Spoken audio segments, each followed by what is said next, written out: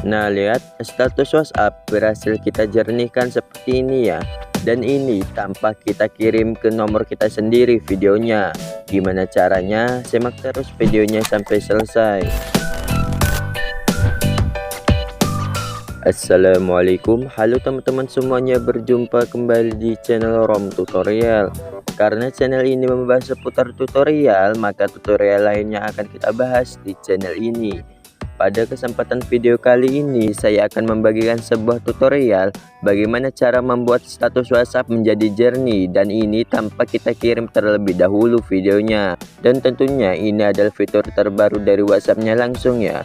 Tapi sebelum lanjut ke pembahasannya, jangan lupa untuk klik tombol subscribe dan aktifkan lonceng notifikasinya agar tidak ketinggalan video terbaru lainnya.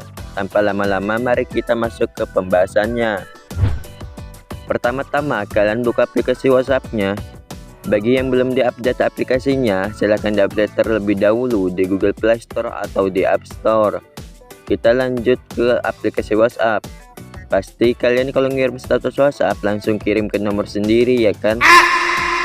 Gak zaman lagi, karena di aplikasi WhatsApp sekarang sudah ada fitur SD-nya langsung untuk status. Pertama-tama kita ke menu status. Di bagian atas ada logo kamera yang ini.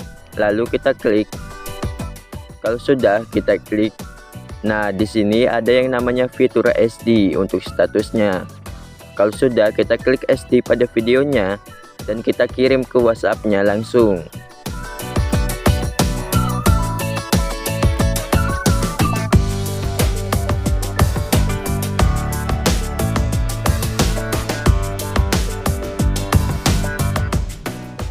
Nah, lihat perbedaannya status WhatsApp tanpa menggunakan fitur SD dan yang menggunakan fitur SD.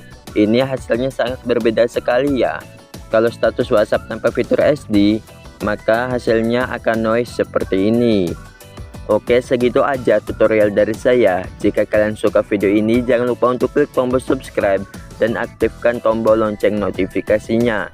Sampai jumpa di video selanjutnya. Wassalamualaikum warahmatullahi wabarakatuh.